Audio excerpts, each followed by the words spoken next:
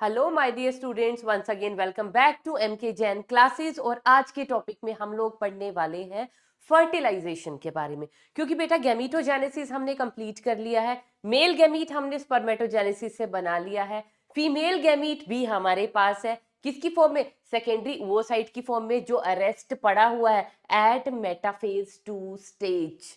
तो male gamete भी है, फीमेल गैमीट भी है। तो चलो क्या करवा देते हैं इनकी fertilisation. Let's start with our topic, that is fertilization. What is fertilization?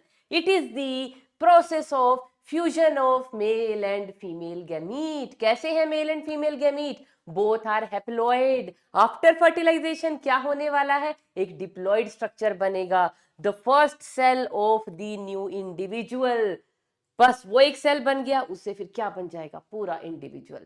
पर बना के छोड़ेंगे, डिलीवरी करवा के छोड़ेंगे और फर्स्ट फीड दिलवा के छोड़ेंगे। ठीक है, चलिए। फर्टिलाइजेशन तो it is the process of fusion of haploid mail and female gametes. Haploid male and female gametes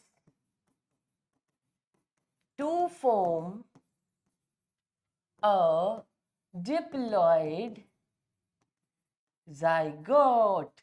That will be a diploid structure. Gametes क्या थे? हैप्लॉइड। क्यों थे भाई? मियोसिस के प्रोडक्ट है। मियोसिस हुआ था ना स्पर्मेटोजेनेसिस के टाइम पे भी और ओवोजेनेसिस के टाइम पे भी। Got it? तो फर्टिलाइजेशन का बेटा जो प्रोसेस है कहां पे होता है? This fertilization occurs in the ampulla. तो साइट ऑफ फर्टिलाइजेशन क्या है? फर्टिलाइजेशन कहां पे होगी? एम्पुला। एम्पुला किसका पार्ट था? Of the fallopian tubes, the swollen portion. Ampulla of the fallopian tube, swollen portion बनाया था ना हमने। दिस वाज द यूटरस, नीचे नैरो हो गया। यहाँ पे क्या प्रेजेंट है? सर्विक्स। और यहाँ पे ये जो पोर्शन था स्वोलन पोर्शन, और इसके आगे क्या प्रेजेंट थे? Finger like projections to catch the ovum from the ovary. एक ही साइड का हमने बनाया। तो ये वाला जो ये क्या थे? फिम्ब्रे। किसका पार्ट थे? इनफंडिबुलम का। तो यहाँ से इसने सेकेंडरी वो साइड कैच किया, फिम्ब्री ने। कहाँ आ गया? इनफंडिबुलम। इनफंडिबुलम के बाद ये जो स्वोलन पोर्शन था that was ampulla. Fallopian tube के तीन ही तो पार्ट थे, इनफंडिबुलम, एम्पुला और ये नैरो ट्यूब जो ओपन करती है किसको? फैलोपियन ट्यूब को इनटू द यूटेरस, जिसको हम बोलते हैं इस्थेमस। Got it? तो यहाँ पे क्योंकि यहाँ पे सेकेंडरी वो साइट वेट कर रहा है किसके लिए? स्पर्म के लिए। कितने दिन वेट करता है बेटा? वेट तो ये कर सकता है 2 to 3 days तक।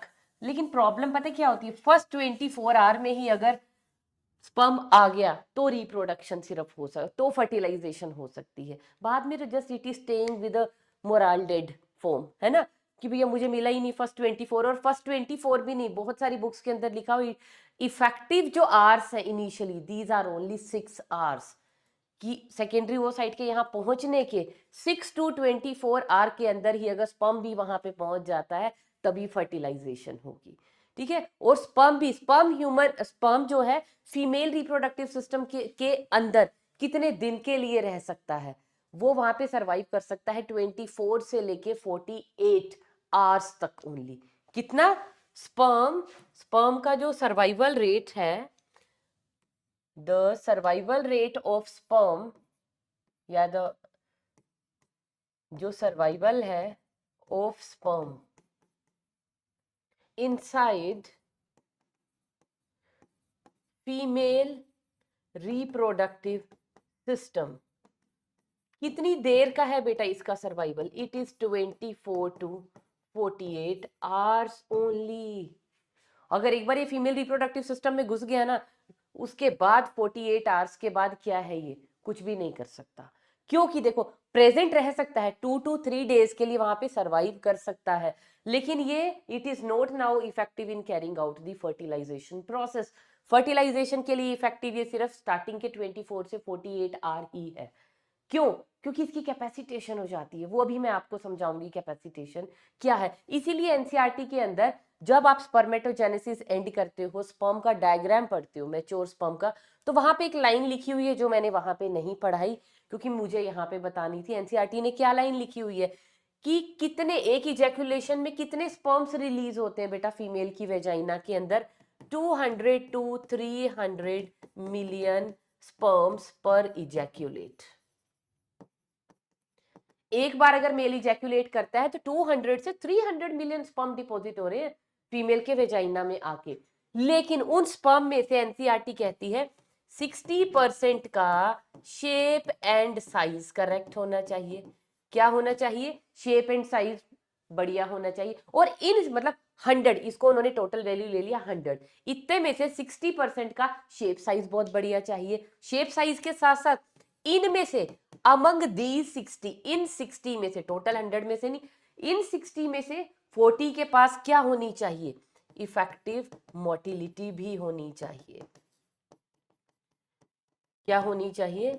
Effective motility. क्या वो इफेक्टिव होने चाहिए भागने में? शेप साइज, शक्लो सूरत तो बहुत अच्छी है, लेकिन जब वो फीमेल रिप्रोडक्टिव ट्रैक्ट के अंदर जब लॉन्च होंगे ना, वहां पे जाएंगे तो उनको तेज तेज भागना भी है। वहां पे एक रेस है, 200 से 300 मिलियन स्पर्म में एक रेस लगती है कि ओवम के पास कौन पहुंचता है। एंड वुड यू बिलीव 200 से 300 में से only 100 to 200 sperms are able to reach up to the secondary oocyte। क्योंकि एम्पुला में क्या बैठा है? एग नहीं बोल रही हूं मैं, अभी एग नहीं बोलूंगी क्योंकि वो अभी अरेस्ट बैठा है। कहां पे बैठा है? At metaphase 2 stage. अभी उसने अपनी मियोसिस 2 कंप्लीट करनी है, तब मैं उसको एग बोलूंगी। तो सेकेंडरी वो साइट के पास तक पहुंचने में 100-200 स्पर्म ही सिर्फ लकी होते हैं, और इन 100-200 में से भी only one is lucky to fertilize the secondary oocyte। सिर्फ एक ही। बाकी बाकी अगर पहुंच भी गए हैं ना, चांस एक का ही है। तो इसीलिए बेटा ये जो फर्टिलाइजेशन है ना पूरा का पूरा, it is a chance process, it is a chance factor आप कह सकते हो। क्यों है? इसकी प्रोबेबिलिटी जो है ना, मतलब बहुत लो है। कैसे है? जिस वक्त सेकेंडरी oocyte एम्पुला में बैठा हुआ है, साइमल्टेनियसली उसी वक्त अगर सेक्सुअल इंटरकोर्स के बाद स्पर्म वहां पे पहुंच रहा है, ओनली तभी फर्टिलाइजेशन इज पॉसिबल। ऐसे नहीं होता कि जितनी बार सेक्सुअल इंटरकोर्स हुआ और उतनी बार स्पर्म जाके जो है एग को फर्टिलाइज कर सकता है। नहीं, कई बार क्या होता है, सेक्सुअल इंटरकोर्स हो गया लेकिन एग एम्पुला में बैठा हुआ था, उसको वहां बैठे ऑलरेडी 24 आवर्स से ऊपर हो चुका है, अब वो मूड में नहीं है, मुझे फर्टिलाइज नहीं होना। स्पर्म प्रेजेंट है, वो साइट भी है, लेकिन फर्स्ट 24 आवर ही उसके लिए इफेक्टिव है। किस चीज के लिए? फर्टिलाइज करने के लिए। ठीक है जी। या कई बार क्या होता है कि स्पर्म रिलीज हो गया लेकिन कोई भी स्पर्म 200-300 मिलियन में से लकी है ही नहीं सेकेंडरी वो साइट तक पहुंचने के लिए। कई बार सेक्सुअल इंटरकोर्स हुआ, स्पर्म वहां पहुंच रहे, सेकेंडरी वो साइट डिजेनरेट हो चुका है, या समटाइम वो बना ही नहीं है। तो सेकेंडरी वो साइट का नहीं, स्पर्म का भी देखिए, फीमेल रिप्रोडक्टिव सिस्टम के इनसाइड का जो इन्वायरमेंट है, इट इज हाईली एसिडिक। अब एसिडिक इन्वायरमेंट की वजह से भी बहुत सारे स्पर्म की तो वैसे ही मौत हो जाती है। शहीदी दिवस सेलिब्रेट कर रहे होते हैं वो, तो बहुत सारे स्पर्म तो वैसे ही नहीं पहुंच सकते वहां तक। तो it is just a chance factor कि दोनों चीजें, स्पर्म भी वहां है, एग भी वहां है, उसके बावजूद भी एक चांस फैक्टर है कि क्या कोई स्पर्म एग को फर्टिलाइज कर पा रहा है। तो इस चीज की ये प्रोबेबिलिटी मैच करके चलनी पड़ती है। तो वो probability by chance he match हो रही है कि वहां पे ओवम भी, सेकेंडरी oocyte भी बैठा हुआ है, और उसी वक्त विद इन 24 आवर्स अगर सेक्सुअल इंटरकोर्स हो जाता है और स्पर्म वहां तक पहुंच जाता है, only then sperm will be able to fertilize the egg. वो भी अगर ये 100-200 में से ये पहुंच रहे हैं वहां तक, सभी के सभी डिस्ट्रॉय नहीं हुए। इसीलिए कहा जाता है कि इफेक्टिव अगर फर्टिलाइजेशन चाहते हैं तो 200 से 300 स्पर्म में से 60% का शक्लो सूरत, मतलब वो सब, उनका स्ट्रक्चर ये नहीं किसी का सिर नहीं है, उसके पास लाइसेंस ही नहीं होंगे, एंजाइम ही नहीं होंगे, क्या करेगा, किसी का मिडल पीस टूटा हुआ, माइटोकॉन्ड्रिया ही नहीं है, एनर्जी नहीं है, कैसे भागेगा वहां तक, है ना। तो शेप साइज सब कुछ एक्यूरेट होना चाहिए, और इन 60 में से 40 बिल्कुल कैसे होने चाहिए, उनकी जो मतलब वो प्रॉपर एक्टिव होने चाहिए कि वो भाग भाग के ओवम तक पहुंच जाए। तो 40% स्पर्म है जो हट्टे कट्टे हैं, उनमें से भी सिर्फ 100 या 200 स्पर्म जो है एग तक पहुंचेंगे। तो fertilization is a chance factor. अब मुझे फर्टिलाइजेशन में और क्या बताना था बेटा, फर्टिलाइजेशन जो हम प्रोसेस पढ़ेंगे ना, फर्टिलाइजेशन का मतलब अभी तक आप लोग क्या कह रहे थे कि सिर्फ मेल और फीमेल गैमीट जो बने हुए हैं ना, दोनों के दोनों फ्यूज हो जाएंगे, जाइगोट बन जाएगा। लेकिन ये भी एक थोड़ा सा लंबा और थोड़ा सा इलेबोरेटेड प्रोसेस है। कैसे? फर्टिलाइजेशन जब होती है हम क्या कहते हैं, fusion of male and female gamete. लेकिन ये फ्यूजन मेल और फीमेल गैमीट का यहाँ पे कैसे हो रहा है, इन 2 स्टेप्स में हो रहा है। कौन से हैं वो 2 स्टेप्स? वो है बेटा सिंगैमी, और दूसरा स्टेप है कैरियोगैमी। क्या 2 स्टेप्स है? Syngamy and karyogamy. सिंगैमी में क्या होगा, देखो ये है एग, एग का डायग्राम याद है, थोड़ा सा रिकॉल कर ले। ये क्या है हमारे पास, सेकेंडरी ओसाइट। इसमें क्या पड़ा हुआ है, ये पड़ा हुआ है बेटा, क्या बोलेंगे, सेकेंडरी ओसाइट के एग के न्यूक्लियस को हम क्या बोलते हैं, जर्मिनल वेसिकल। ये क्या है, ओलेमा। ओलेमा के बाहर हमारे पास क्या प्रेजेंट है, जोना पेल्यूसिडा। ये किसने सीक्रेट की थी, सेकेंडरी ओसाइट ने अपने आप ही सीक्रेट की थी। इसके बाहर क्या प्रेजेंट होती है, जोना पेल्यूसिडा के बाहर हमारे पास क्या प्रेजेंट है, ये इस तरह से सेल होती नहीं है, मैंने रेडियली इलोंगेटेड सेल बनाई थी, ठीक है। अभी फॉर कन्वीनियंस जस्ट हम इनको ऐसे बना लेते हैं। तो ये सबसे बाहर वाली लेयर कौन सी थी, ये थी कोरोना लेयर, है ना, कोरोना रेडिएटा, चलो पूरा ही नेम लिख लो, वैसे इसको कोरोना लेयर भी बोल देते हैं। उसके अंदर क्या प्रेजेंट है, उसके अंदर प्रेजेंट है बेटा ये येलो कलर की, येलो कलर की कौन सी है, इट इज जोना पेल्यूसिडा। कैसी है, क्या जोना पेल्यूसिडा सेल्यूलर है, सेल की बनी हुई है, नहीं ma'am, it is made up of glycoproteins, this layer is a cellular. देखो जितनी बार इसका नेम आ रहा है उतनी बार मैं इसको बता रही हूँ, ये तो खुद ही फॉलिकल सेल्स की बनी हुई है, बहुत सारी, ये तो मैंने एक ही लेयर बनाई है ना, बहुत सारी बहुत सारी, और वो रेडिएटिंग दिखती है इसीलिए इसको रेडिएटा बोलते हैं। वो जहां मैंने मैच्योर ओवम का डायग्राम बनाया वहां पे इसको बनाया है। उसके बाद ये जो अंदर वाली आ गई बेटा, this is known as oolemma, egg की अपनी प्लाज्मा मेम्ब्रेन। उसके अंदर ये क्या था, जर्मिनल वेसिकल। और ये वाला स्पेस बड़ा इंपॉर्टेंट है बेटा, व्हाइट और येलो, येलो क्या थी जोना, व्हाइट क्या थी ओलेमा। इन दोनों के बीच का ये जो स्पेस होता है, इस स्पेस को हम क्या बोलते हैं, this is known as perivitelline space. ये डायग्राम याद है ना हमें एग का, मैच्योर ओवम का। अब यहाँ पे क्या है, जब स्पर्म यहाँ पे आएगा, suppose this is the sperm, और इसका पॉइंटेड हेड है, और पीछे इसका ये मिडल पीस है, और यहाँ पे क्या है, इसकी टेल है। तो जब ये स्पर्म इसको अप्रोच करेगा, ठीक है, यहाँ पे क्या है, कोइल्ड माइटोकॉन्ड्रिया, और सेंटर में इसके पास क्या पड़ा हुआ है, न्यूक्लियस। जब ये स्पर्म इसको अप्रोच करेगा, स्पर्म के अप्रोच करने के बाद क्या होगा, जाते ये फ्यूज हो जाएंगे बस दोनों, नहीं, पहले क्या होंगी, इनकी प्लाज्मा मेम्ब्रेन डिसॉल्व होंगी, उसके बाद पहले इनके साइटोप्लाज्म जो है वो आपस में मिक्सअप होंगे। तो सिंगैमी में क्या होगा, क्या होगा सिंगैमी में बेटा, फ्यूजन ऑफ, बहुत देखो बहुत डिटेल में प्रोसेस पढ़ाऊंगी, जब सारा डिटेल हमारे पास हो ना तो हमें समझना, वो एक कॉन्सेप्ट हमारे माइंड में आ जाएगा, बजाय कि मैं बिल्कुल ऊपर ऊपर से बता के निकल जाऊं, फिर कोई डेप्थ में से क्वेश्चन आ गया ना आपके पल्ले नहीं पड़ने वाला। तो इस प्रोसेस को थोड़ा सा मैं इलेबोरेट करके पढ़ा रही हूँ, सिर्फ उसको एक बार सुन लो, जिंदगी भर फर्टिलाइजेशन इवेंट्स आप भूलोगे नहीं, क्योंकि उनको हम कनेक्शन बनाते हुए पढ़ेंगे, ठीक है। और बहुत रेयर आपको ऐसा लेक्चर देखने को मिलेगा फर्टिलाइजेशन इवेंट्स पे। तो fusion of plasma membranes and cytoplasm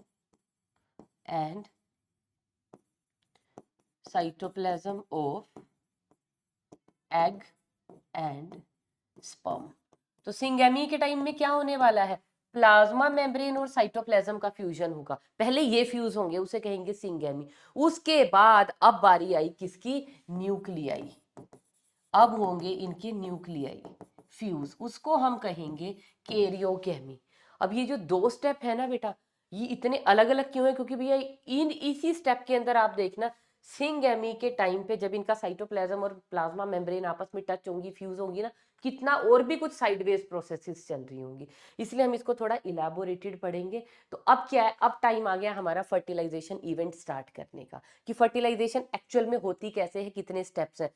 वो स्टार्ट करने से पहले सिर्फ क्या करना है, अभी हमें स्पर्म को एक्टिवेट करना है। कैसे, अब हम ये मान के चल रहे हैं इजैक्यूलेशन हो चुका है, सेक्सुअल इंटरकोर्स के बाद इजेक्यूलेशन होने का मतलब क्या है, इंसेमिनेशन हो चुकी है, जो स्पर्म्स है वेजाइना में डिपॉजिट हो चुके हैं। जैसे ही वो फीमेल रिप्रोडक्टिव ट्रैक्ट के अंदर बेटा एंटर करेंगे, करते ही वहां पे उनको पता चलता है कि भैया कौन सी जंग, कौन सा युद्ध हम लड़ने जा रहे हैं, हमें भागना है। सबसे पहले वहां फीमेल रिप्रोडक्टिव ट्रैक्ट के अंदर आते ही उनकी क्या होती है, सबसे पहले होती है उनकी कैपेसिटेशन, एक तरह की उनकी क्या होती है, ट्रेनिंग, कि भैया आप बने तो हुए हो, किस पर्पस के लिए बने हो आपको पता है, लेकिन उस पर्पस को अचीव कैसे करना है उसके लिए अब आपकी तैयारी होगी यहाँ पे। और वो तैयारी को हम क्या बोलते हैं, capacitation of the sperm. Capacitation का मतलब क्या होता है बेटा, कैपेसिटेशन का एक लिटरल सा मीनिंग मैं लिख देती हूँ यहाँ पे। कैपेसिटेशन का मीनिंग होता है changes in sperm when after entering into female reproductive tract। तो female reproductive tract, female reproductive sperm के अंदर जो भी स्ट्रक्चरल चेंजेस होंगे या जिस भी तरह के चेंजेस होंगे, वो सभी चेंजेस को हम क्या बोलते हैं, कैपेसिटेशन। क्योंकि इसकी डेफिनेशन आपको जल्दी से कहीं पढ़ने को नहीं मिलती, तो मैंने सिंपली इसको लिख दिया। आप कैपेसिटेशन में होता क्या है, होता क्या है बेटा, सबसे पहला काम क्या होता है, मैंने क्या बताया था, स्पर्म जो है पूरा का पूरा it is covered over by the plasma membrane. Plasma membrane का हमने सारा का सारा मॉडल कि भैया ये लिपिड प्रोटीन बाइलेयर का बना हुआ है और इसमें क्या लगे हुए हैं, कोलेस्ट्रॉल लगे हुए हैं फॉर दी स्टेबिलिटी। वो कोलेस्ट्रॉल जो है स्पर्म की प्लाज्मा मेम्ब्रेन में भी प्रेजेंट है। सबसे पहले जैसे ही वो फीमेल रिप्रोडक्टिव ट्रैक्ट के अंदर एंटर किया, मतलब इंसेमिनेशन हो चुकी है सीमन की, तो वहां पे स्पर्म सबसे पहले क्या करेगा, उसका वो जो प्लाज्मा मेम्ब्रेन का स्ट्रक्चर है ना वो टूटेगा। कैसे, जो कोलेस्ट्रॉल है उनका रिमूवल स्टार्ट हो जाएगा। क्या हो जाएगा, removal of the cholesterol, removal of cholesterol.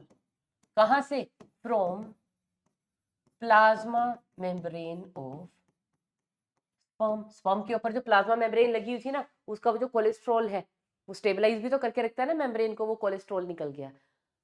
अब निकल गया, ये क्या कर दिया मैम, तो बेचारा कोलैप्स हो जाएगा, नहीं यही हमें करना है।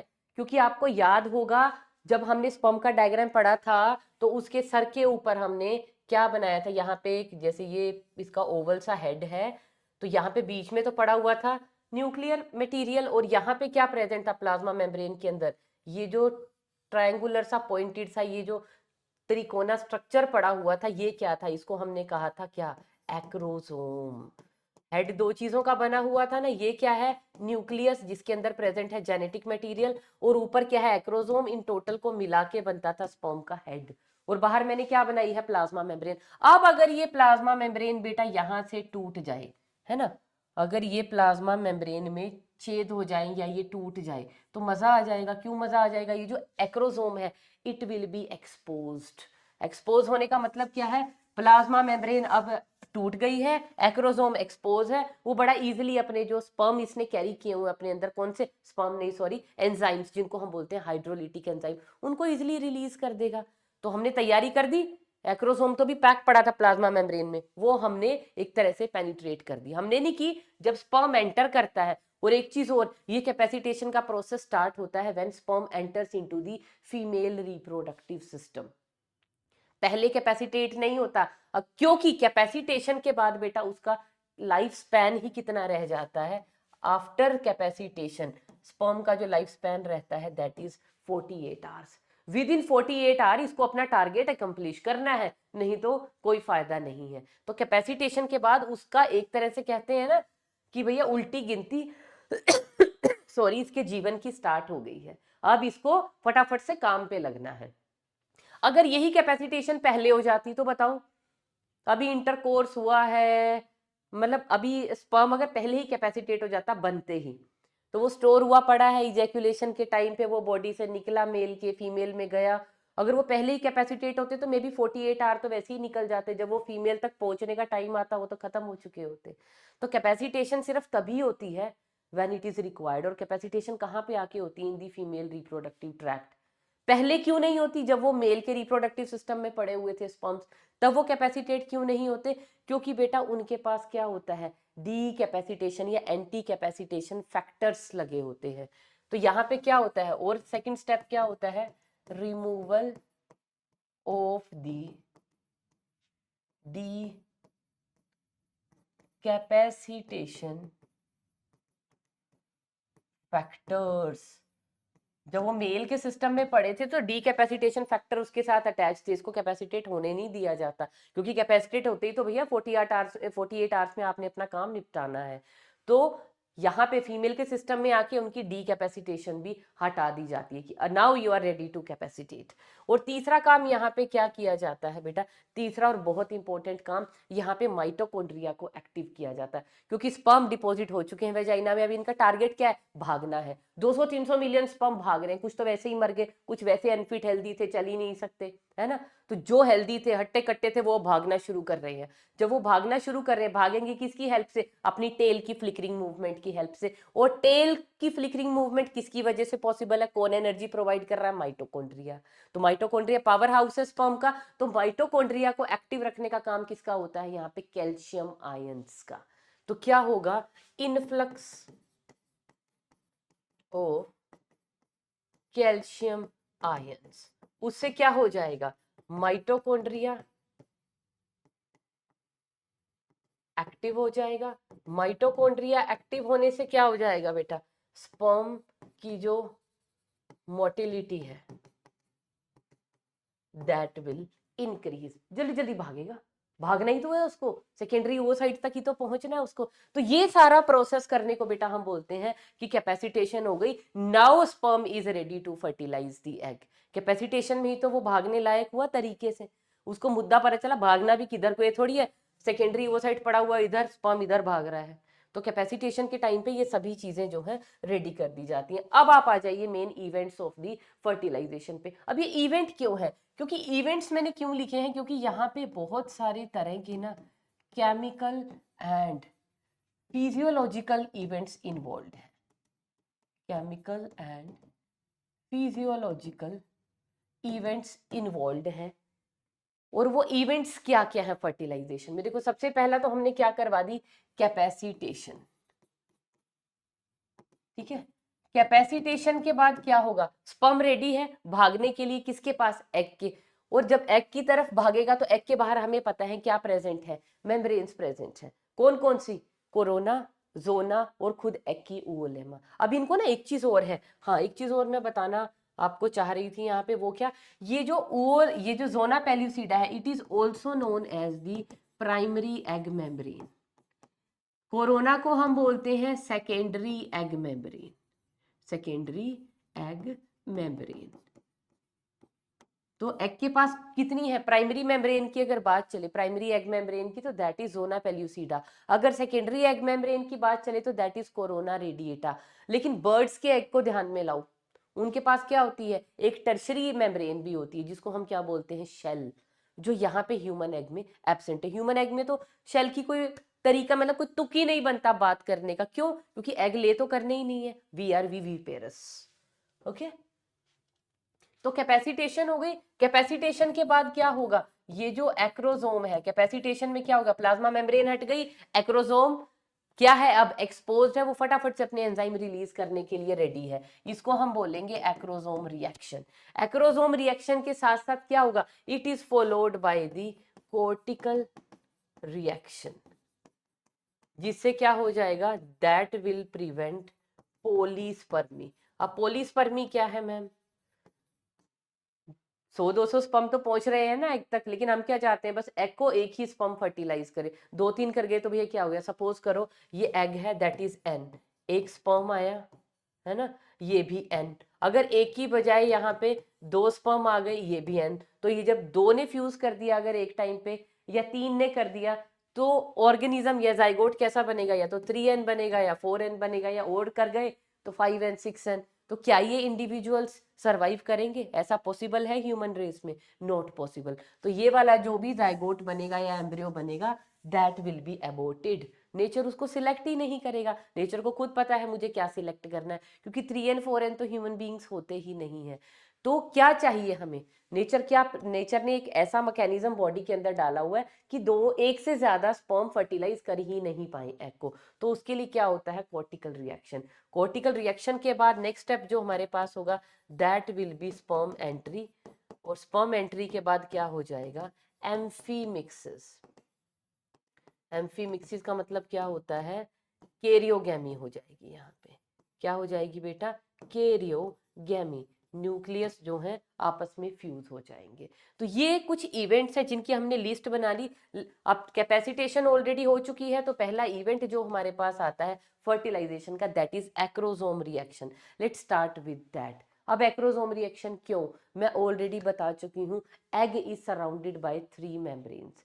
पहली एग की खुद की प्लाज्मा मेम्ब्रेन, उसके बाहर वाली जोना पेल्यूसिडा, उसके बाहर वाली कोरोना रेडिएटा। अगर स्पर्म को एग के साथ फ्यूज करना है तो सबसे पहले क्या करना पड़ेगा, इसकी लेयर्स के अंदर उसको घुसना पड़ेगा। उनको ड्रिल करके फिर वो उसके अंदर घुस सकता है। और उन लेयर को भेदने के लिए, उनको पेनिट्रेट करने के लिए इसके एक्रोसोम के पास 3 एंजाइम है। सब चीजों के लिए है, किसके लिए है, सबसे पहला जो एक्रोसोम रिएक्शन में क्या हो जाता है, एंजाइमेटिक एक्टिविटी स्टार्ट हो जाती है। किसकी, एक्रोसोम की। एक्रोसोम के पास 3 एंजाइम होते हैं। सबसे पहला एंजाइम आता है फंक्शन में, दैट इज हियालुरोनिडेज।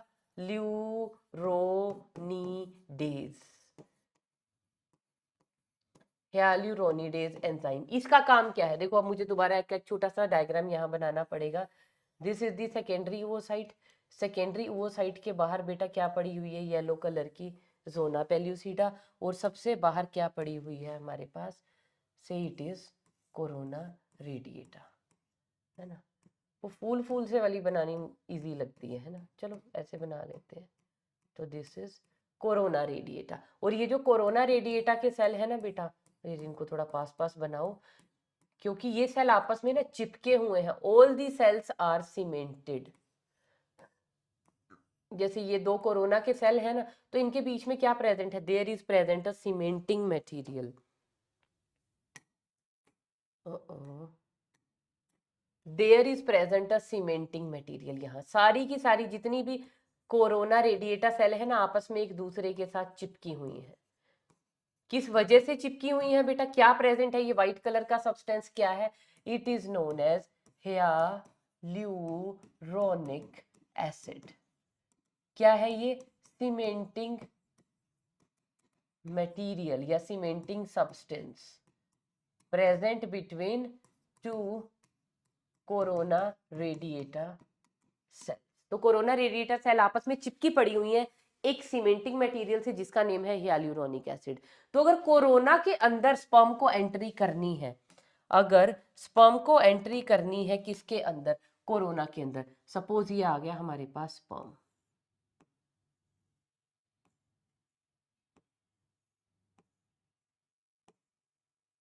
ठीक है। इस स्पर्म को अगर यहाँ घुसना है तो सबसे पहले क्या करना पड़ेगा, ये जो सीमेंटिंग मटेरियल प्रेजेंट है, इस सीमेंटिंग मटेरियल को पहले डिसॉल्व करेगा।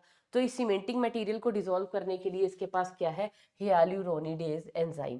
क्या करता है ये hyaluronidase enzyme, dissolve hyaluronic acid. Hyaluronic acid अगर इसने डिसॉल्व कर दिया, क्या फायदा हुआ बताओ, अब क्या फायदा होगा उससे, सेल्स लूज पड़ गई। सेल लूज पड़ गई, अब इजीली इसके पास एक और एंजाइम है, कौन सा, कोरोना पेनिट्रेटिंग एंजाइम। इस कोरोना पेनिट्रेटिंग एंजाइम की हेल्प से अब ये क्या कर देगा, पेनिट्रेट्स दी कोरोना रेडिएटा लेयर। अब ये कहाँ पहुंच गया, ये यहाँ पे कहीं पे पहुंच चुका है। ये देखो, इसने कोरोना को पेनिट्रेट कर दिया और ये उसके बाद कहाँ पहुंच गया, यहाँ पे। अभी तो बाहर ही खड़ा देख रहा था, पहले सीमेंटिंग मटेरियल हटाया, सीमेंटिंग मटेरियल हटाने के बाद इसने क्या हटाया, कोरोना रेडिएटा को डिसॉल्व कर दिया। ये नहीं कि सारी को कर दिया बेटा, it is a big structure. Sperm होता है छोटा सा, बस जिधर से इसको एंट्री चाहिए बस उतना होल बनाता है, फालतू की लेबर नहीं करता, बस मुझे रास्ता मिल जाना चाहिए। तो कोरोना पेनिट्रेट हो गई। कोरोना पेनिट्रेट होने के बाद इसके रास्ते में अब क्या आ गई, नेक्स्ट कौन आ गई, जोना पेल्यूसिडा। तो अब हम बात करेंगे, हाँ येलो कलर की बनाई है ना अपन ने, लेबल भी किया है ना, हाँ उसको, ठीक है। अब कहाँ पे आ जाएगा ये, जोना पेल्यूसिडा। अब जोना को डिसॉल्व करने के लिए भी इसके पास एंजाइम है, कौन से एंजाइम है, उनको हम बोलते हैं जोना लाइसेंस, या उनका नेम है बेटा एक्रोसिन एंजाइम्स। अब देखो इनके नेम से ही आपको पता चल रहा है क्या हो जाएगा, जोना लाइसेंस क्या करेंगे, पेनिट्रेट जोना पेल्यूसिडा। सिर्फ पेनिट्रेट की है, उस सारी लेयर को डिसॉल्व नहीं की है, अभी तो जोना पेल्यूसिडा बड़ी दूर तक जाएगी, कहां तक, इम्प्लांट जब तक नहीं हो जाता है एम्ब्रियो, ठीक है। तो ये एंजाइमेटिक एक्टिविटी, तो इसका आपको रोल समझ में आया, ये एक्रोसोम क्यों जरूरी था, इसके एंजाइम क्यों जरूरी थे, कि जब स्पर्म एग तक पहुंचेगा, भाई फ्यूज करने से पहले उसके बाहर की जो परतें हैं, जो उसके बाहर जो ताले लगे हुए, पहले एक ताला खोला हियालुरोनिडेज, दूसरा ताला खोला, कोरोना लेयर को थोड़ा सा हटाया, अपने लिए जगह बनाई, अब तीसरा ताला भी खोल दिया जिसको हम बोलते हैं जोना लाइसेंस। तो अब वो कहां पे टच हो गया, एग की प्लाज्मा मेम्ब्रेन के साथ जाके जो है टच हो चुकी है, किसकी मेम्ब्रेन, स्पर्म की। अब इस वक्त क्या होता है, इस वक्त स्टार्ट होती है बेटा कोर्टिकल रिएक्शन, किस लिए स्टार्ट हुई है, to prevent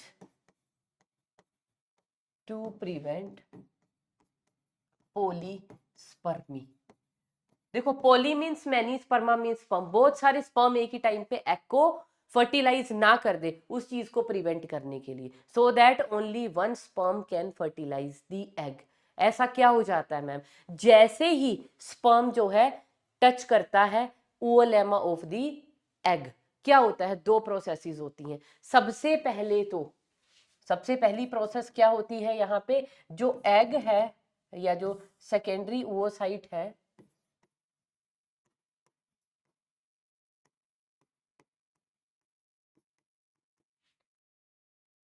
resume its meiotic division to, दोबारा से उसको रिज्यूम करता है और उसको क्या कर देता है, कंप्लीट। इसके लिए क्या होता है, यहां पे क्या थे, metaphasic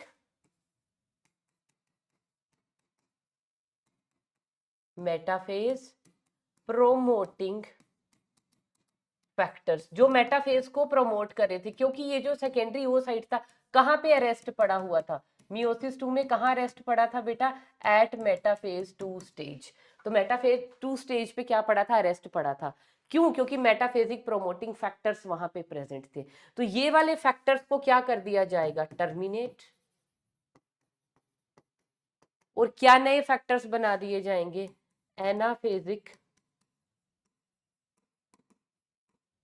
एनाफेजिक promoting complex is formed. तो मेटाफेज को टर्मिनेट करके आगे बढ़ा लिया गया है, अब एनाफेज आ गया, टीलोफेज आ गया, और ये जो डिवीजन थी सेकेंडरी ओवोसाइट की, अब ये जो सेकेंडरी ओवोसाइट था हमारा, क्या है ये, दिस वाज द सेकेंडरी ओवोसाइट। अब ये दोबारा क्या करेगा, अनइक्वल डिवीजन करेगा, कौन सी डिवीजन, दोबारा अनइक्वल ही है, दो ही तो, मतलब एक मियोसिस हुई है, मियोसिस 1 वो भी अनइक्वल थी, मियोसिस 2 वो भी अनइक्वल है, यहाँ पे भी क्या निकल जाएगी, पोलर बॉडी, और दूसरा यहाँ पे क्या बन जाएगा, अब ये बन गया क्या, प्रॉपर ओवम।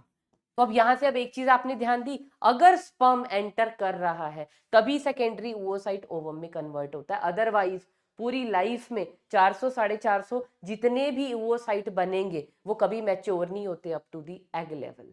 एग तभी बनेगा अगर स्पर्म की एंट्री होगी, स्पर्म की एब्सेंस में वो सेकेंडरी ओवोसाइट स्टेज में ही डीजेनरेट हो जाएगा एम्पुला के अंदर, किसके लिए, for waiting for the sperm, जब तक वो वेट कर सकता है करेगा, for the first 24 to 48 hours, उसके बाद वो क्या हो जाएगा, डिस्ट्रॉय हो जाएगा। तो पहला काम तो हुआ, सेकेंडरी ओवोसाइट किस में चेंज हो गया, ओवम के अंदर, सेकेंडरी ओवोसाइट यहाँ पे किस में चेंज हो जाएगा, इनटू दी मैच्योर ओवम। ये हुआ पहला इवेंट। दूसरा इवेंट अब यहाँ पे क्या हुआ, मतलब ये एक इससे रिलेटेड नहीं है, ये बीच का एक इवेंट था।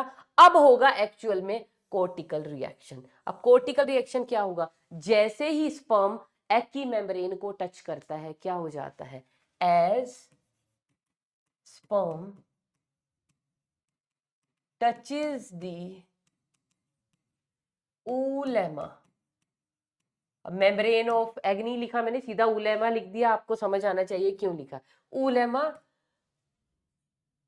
द लेटर बिकम्स, क्या हो जाएगी वो, दैट विल बिकम डीपोलराइज्ड। अब आप कहोगे ये क्या आ गया मैम, न्यूरॉन वाला चैप्टर पढ़ा है ना, न्यूरल कंट्रोल एंड कोऑर्डिनेशन, उसमें नर्व का कंडक्शन पढ़ा था आपने, नर्व का कंडक्शन पढ़ा था, उसमें क्या दिखाते हैं हम, नर्व के बाहर चार्ज क्या होता है, पॉजिटिव, जब वो क्या पड़ी हुई है, पोलराइज, अंदर क्या चार्ज होता है, नेगेटिव, जब कोई स्टिमुलस आता है तो पोलैरिटीज क्या हो जाती हैं, रिवर्स हो जाती हैं। ऐसे ही यहाँ पे एग के अंदर भी क्या प्रेजेंट है बेटा, ये है एग, एग की सिर्फ मैंने प्लाज्मा मेम्ब्रेन बनाई है, इसके बाहर अभी जब स्पर्म नहीं था प्रेजेंट तो बाहर कौन सा चार्ज प्रेजेंट है, इसके पास पॉजिटिव है ना, और अंदर इसके पास कौन सा चार्ज प्रेजेंट है, नेगेटिव। इस मेम्ब्रेन को हम क्या बोलते हैं, पोलराइज्ड। और इसके पास कितना पोटेंशियल होता है, -70 इलेक्ट्रॉन वोल्ट्स के आसपास, 70 इलेक्ट्रॉन वोल्ट के आसपास इसके पास क्या होता है, पोटेंशियल अक्रॉस दी मेम्ब्रेन। जैसे ही स्पर्म इसके साथ एंटर हो गया, वोल्टेज है इसके अंदर, जैसे ही स्पर्म इसके अंदर एंटर हो गया पोलैरिटीज क्या हो जाएंगी, रिवर्स। क्यों होती है वो सारा, जैसे न्यूरल कंट्रोल एंड कोऑर्डिनेशन में, अब मैं वो सारा समझाने नहीं बैठूंगी। उसकी वजह से क्या हो जाएगा, मेम्ब्रेन क्या हो जाएगी, डीपोलराइज। वो डीपोलराइज होने के साथ साथ क्या खुल जाएंगे, वोल्टेज गेटेड चैनल्स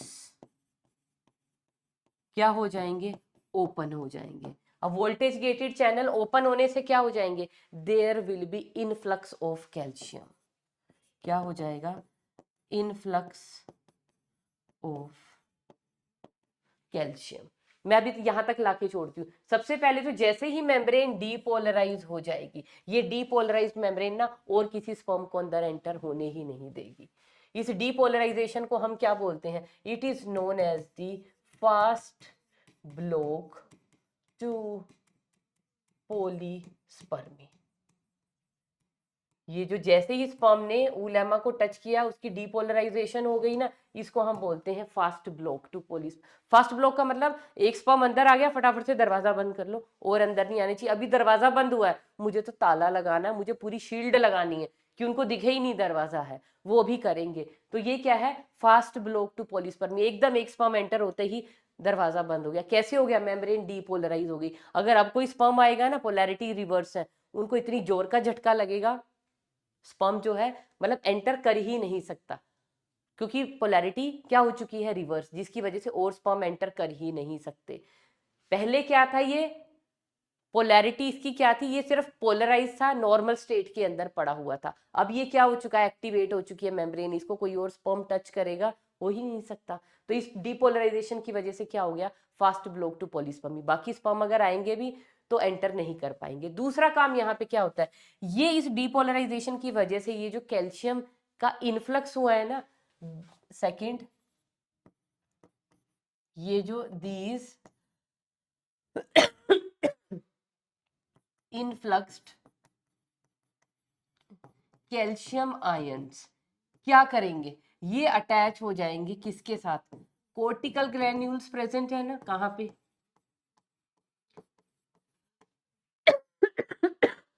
सॉरी, यहाँ मेम्ब्रेन के नीचे मैंने बताया था ना क्या प्रेजेंट होते हैं, कोर्टिकल ग्रेन्यूल्स, बहुत सारे बीच में क्या पड़ा होता है, जर्मिनल वेसिकल, और क्या प्रेजेंट थे आसपास, कोर्टिकल ग्रेन्यूल। वो कोर्टिकल ग्रेन्यूल के साथ ये कैल्शियम बाइंड हो जाएगा और क्या करवा देगा, इनको मूव करवा देगा in the perivitelline space, peri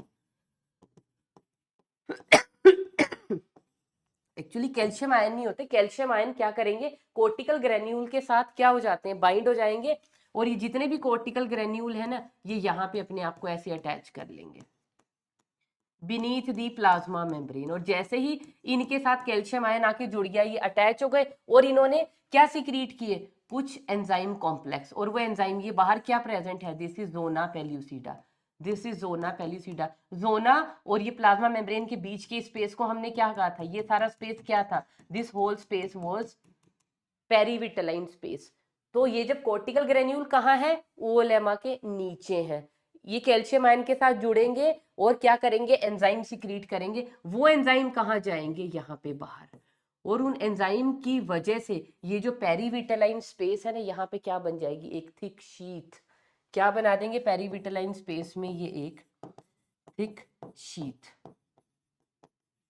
पूरा इतनी सॉलिडिफाई कर देंगे उस स्पेस को। थिक शीथ का मतलब क्या है, जो पेरीविटलाइन स्पेस है वो क्या हो गया, सॉलिडिफाई, जिसकी वजह से नो मोर स्पर्म में एंटर। पहले तो हमने सिर्फ गेट बंद किया था, अब हमने ताला भी लगा दिया, शील्ड भी लगा दी, पूरा प्लास्टर करके उस जगह को ही बंद कर दिया।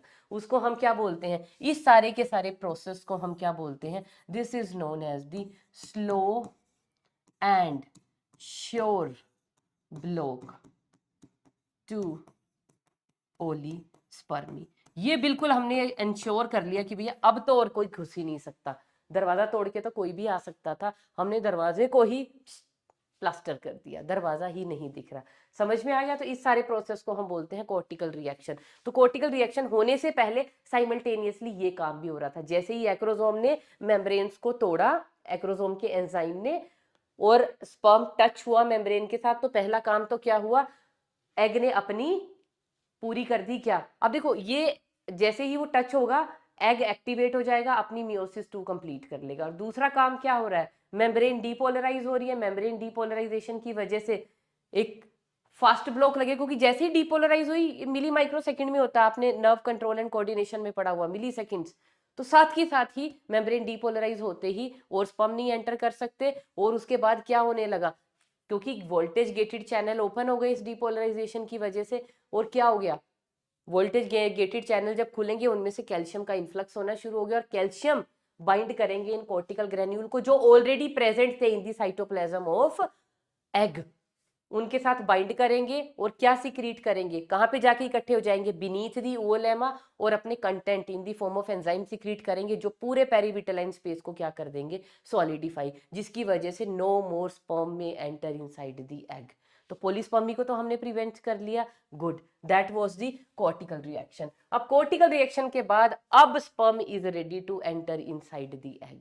अब कैसे करेगा वो एंटर एग के अंदर, अब एग खुद रेडी है, कैसे, ये देखो बेटा, अब यहाँ पे सबसे पहले मैं लिख देती हूँ स्पर्म एंट्री कैसे होती है, by the formation of a fertilization cone. अब ये फर्टिलाइजेशन कोन क्या है, ये एग है, एग की ओलेमा है, अरे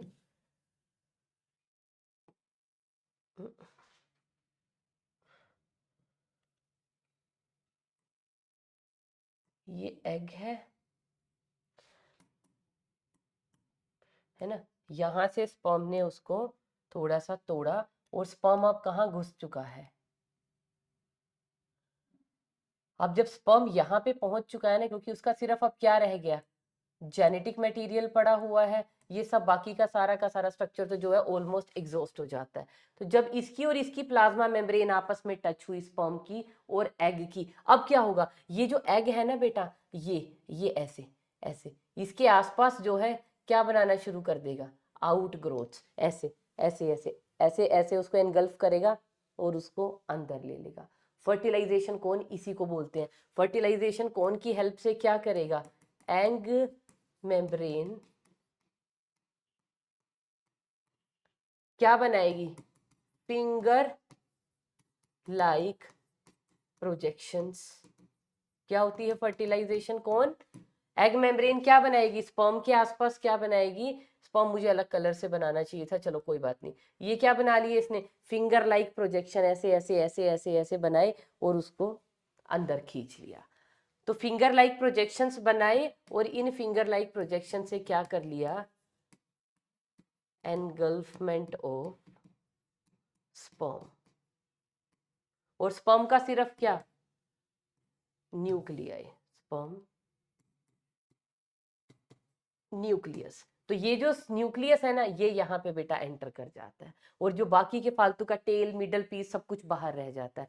तो अब क्या आ गया, ये इसके अंदर आ गया, और यहाँ पे फीमेल का अपना तो ऑलरेडी पड़ा ही हुआ था, क्या, प्रोन्यूक्लियाई। प्रोन्यूक्लियाई क्यों, अभी भैया वो मेटा अपनी जो मियोसिस 2 है वो कंप्लीट करके हटा है, अभी उसके क्रोमोसोम अभी अरेंज भी नहीं दोबारा से, मतलब कि एक तरह से वो दोबारा इकट्ठे नहीं हुए हैं, अभी वो बिखरे पड़े हुए हैं। उसी वक्त जो है मेल का भी क्या अंदर एंटर कर जाता है, ये जो प्रोन्यूक्लियस है ये है मेल का, इसको मैं अलग कलर से बना दूं, let it draw it by white. ये है क्या है, दिस इज मेल प्रोन्यूक्लियाई, क्योंकि विदाउट मेम्ब्रेन के ये अब अंदर घुस चुका है, क्या है, खाली क्रोमोसोम अंदर घुस गए। ये क्या प्रेजेंट है, this is female pro nuclei.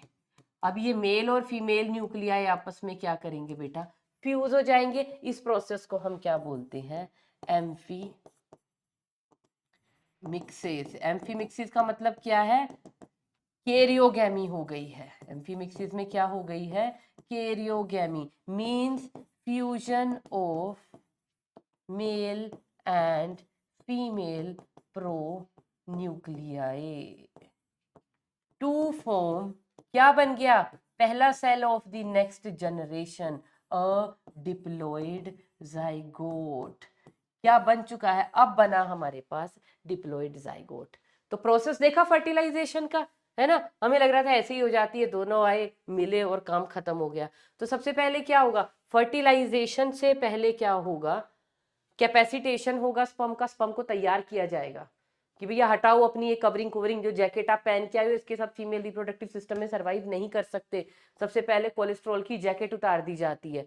उसके बाद जो डीकैपेसिटेशन फैक्टर वो मेल के सिस्टम से उसे मिले हुए थे कि भैया यहाँ पे कैपेसिटेट नहीं होना, यही मर जाएगा, फिर तू फीमेल में जाके क्या करेगा, काम तो वहां करना है, वहां जाके वहां पे जाके तेरी कैपेसिटेशन जब होगी तब ये डीकैपेसिटेशन फैक्टर उतार दियो।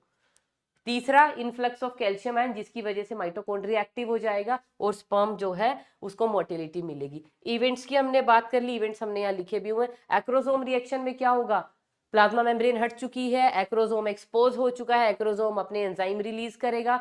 3 एंजाइम है, तीनों एंजाइम अपना अपना काम करेंगे। ये सीमेंटिंग मटेरियल को डिसॉल्व करेगा, फिर इजी हो जाएगा कोरोना को तोड़ना, वो कोरोना पेनिट्रेटिंग एंजाइम कर देगा। और उस जब कोरोना के बाद क्या आती है, जोना, फिर इसने क्या किया, जोना के अंदर ड्रिलिंग कर दी।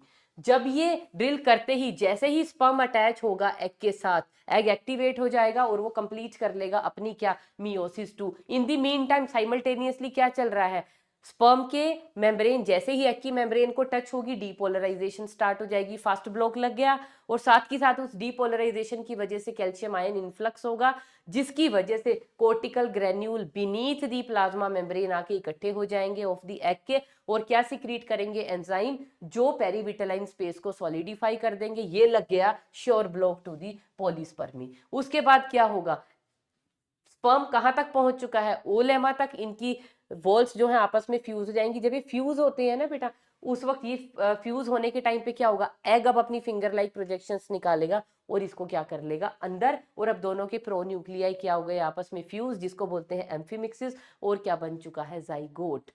अब यहाँ पे ना एक चीज और बताने वाली जो बीच में रह गई, जब ये जोना पेल्यूसिडा को टच करता है, यहाँ एक्रोसोम रिएक्शन में जब जोना पेल्यूसिडा को टच करता है ना, यहाँ पे बेटा एक रिएक्शन और होता है यहाँ पे, वो रिएक्शन होता है फर्टिलाइजिन। उस रिएक्शन को हम बोलते हैं फर्टिलाइजिन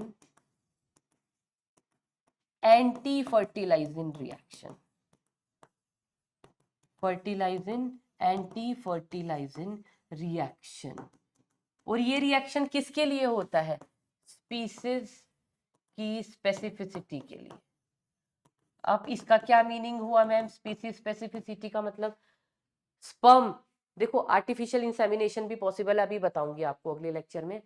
अगर आर्टिफिशियली हम फीमेल की वेजाइना के अंदर सीमन किसी का इंट्रोड्यूस कर दे, सपोज मैंने डॉग का कर दिया, अब ये स्पर्म जाके ओवम को अगर फर्टिलाइज कर देगा डॉग का, तो बताओ ह्यूमन और डॉग का क्या बना बीच का हाइब्रिड।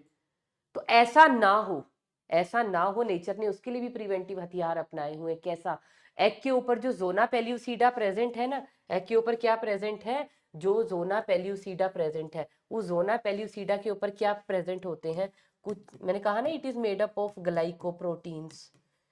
इन ग्लाइकोप्रोटीन्स को हम क्या बोलते हैं, ZP3 रिसेप्टर्स।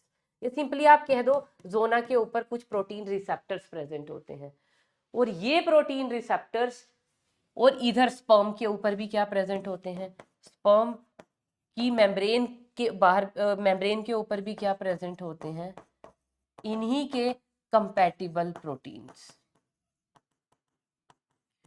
तो जब स्पर्म जोना तक पहुंचता है ना, तो जोना के रिसेप्टर्स आ जाते हैं रास्ते में। हाँ भैया, हाथ वाथ मिलाया, कौन सी प्रजाति के हो, ह्यूमन के ही हो, हाँ जी ह्यूमन के हैं। क्या कैसे बताओगे ह्यूमन के ही हैं, तो भैया वही लॉक की अरेंजमेंट, कि अगर तो तुम हमारे रिसेप्टर के साथ तुम्हारे प्रोटीन मैच खाते हैं तो चलो अंदर, अगर नहीं खाते यहीं पे डिस्कार्ड कर दिया जाता है स्पर्म को। तो इसीलिए किसी और स्पीशीज का स्पर्म आके ह्यूमन एग को, ये ऑलमोस्ट सभी मैमल्स के अंदर है ये स्पीशीज स्पेसिफिसिटी। अदरवाइज तो किसी का भी सीमेन हम किसी के भी अंदर आर्टिफिशियली इंसेमिनेट करवा सकते हैं। तो किसी भी तरह का हम ऐसी बेवकूफ सा हाइब्रिड थोड़ी बना के बैठ जाएंगे जो नेचर में एग्जिस्ट ही नहीं कर सकता, सरवाइव ही नहीं कर सकता। तो नेचर ने कुछ प्रिवेंटिव मेजर्स यहीं पे लिए हुए हैं। तो जोना के ये जो ग्लाइकोप्रोटीन्स हैं या रिसेप्टर्स हैं, ये आइडेंटिफाई कर लेते हैं स्पर्म के प्रोटीन को। अगर तो अपने ही प्रोटीन है ह्यूमन स्पीशीज के, चलो you are allowed to go inside, otherwise यहीं पे उनको डिस्कार्ड कर दिया जाता है। इसको फर्टिलाइजिंग एंटी फर्टिलाइजिंग रिएक्शन भी बोलते हैं, या इसको एग्लूटिनेशन रिएक्शन भी कहा जाता है। स्पीशीज को पहचानने का तरीका है ये, ठीक है बेटा। इसके बाद अब लास्ट हमारे पास रह गया, that is sex of the offspring. अब जब ये फर्टिलाइजेशन हुई है ना बेटा, यहीं पे बच्चे का सेक्स भी यहीं पे डिटरमिन हो जाता है। कैसे डिटरमिन हो जाता है, देखो अगर हम ह्यूमंस की बात करें, वी आर क्या है, डायोशियस, ऑब्वियसली डायोशियस है भाई, क्योंकि हम यूनिसेक्सुअल हैं, फीमेल अलग है और मेल अलग है। कितने क्रोमोसोम है हमारे पास, 2n is equal to 46। Autosome वगैरह पता है ना, ऑटोसोम्स क्या होते हैं, जो पहला जो 22 पेयर है, 22 पेयर है, मतलब कि 44 क्रोमोसोम्स। ऐसे लिख दूं क्या मैं, पेयर की फॉर्म में नहीं लिखते, ऐसे लिख दो सिंपली कि जो 44 क्रोमोसोम है पहले, वो तो होते हैं ऑटोसोम, और लास्ट वाले क्या होते हैं, लास्ट वाला pair that is sex chromosome. अगर XX है तो वो होगी फीमेल। अब ये हो गए ऑटोसोम मेल में भी, और लास्ट जो इनका पेयर ऑफ क्रोमोसोम है इसको हम बोलते हैं सेक्स क्रोमोसोम। अगर XY है तो वो मेल होगा।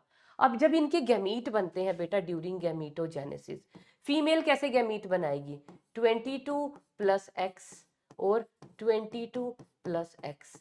मेल कैसे गैमीट बनाएगा, फीमेल होती है बेटा क्या, होमोगैमीटिक।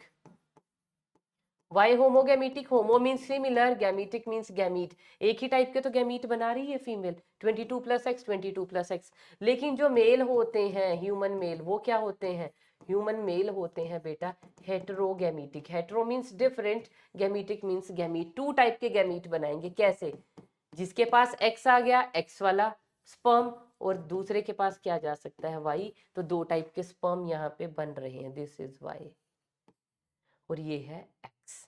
तो अब यहाँ पे प्रोबेबिलिटी देखो, अगर एग तो देखो एक्स वाला ही होगा, अगर इस एग के साथ एक्स वाला स्पर्म आके फर्टिलाइज कर गया तो क्या बनेगा, फीमेल।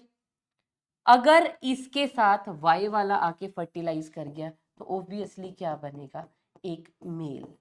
यहाँ पे भी एग तो सिमिलर है, इसके साथ अगर एक्स वाला स्पर्म आके फर्टिलाइज कर गया तो फीमेल, लेकिन अगर वाई कैरिंग स्पर्म आके फर्टिलाइज कर गया तो वो क्या बनेगा, मेल। तो ये क्या है, फीमेल, ये भी क्या है फीमेल, ये क्या बनेगा मेल, ये भी क्या बनेगा मेल।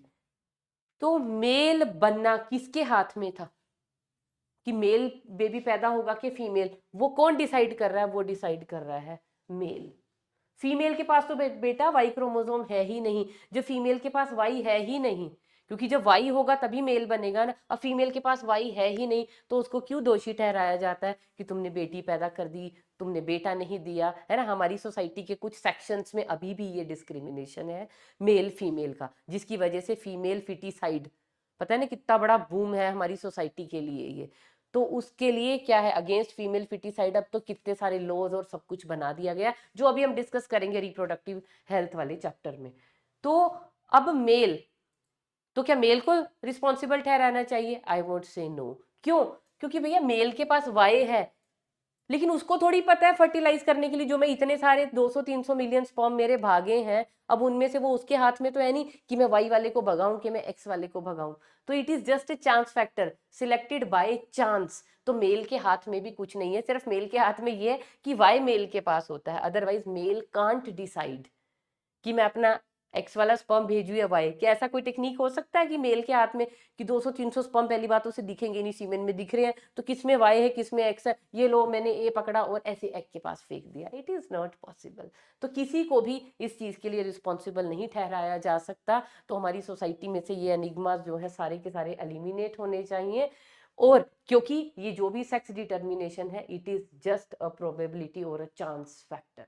तो इसके साथ बेटा हमारा फर्टिलाइजेशन का सारा प्रोसेस हो जाता है खत्म। हमारे पास हमारा जो फर्स्ट सेल है ऑफ द नेक्स्ट जनरेशन वो आ चुका है। अब हमारा सारा कंसंट्रेशन इसके ऊपर रहेगा, इसको खिलाएंगे पिलाएंगे बड़ा करेंगे नरिशमेंट देंगे, को फीटस बनाएंगे, इन्फेंट बना के इसकी फीटस की हम क्या करवा देंगे, मतलब फीटस आ गया इसकी डिलीवरी करवाएंगे और एक न्यू बॉर्न बेबी हमारे हाथ में होगा। फिर उसकी हम क्या करवाएंगे, लैक्टेशन। Got it. उसकी नहीं करवाएंगे, उसके लिए मदर से करवाएंगे। That's it for today.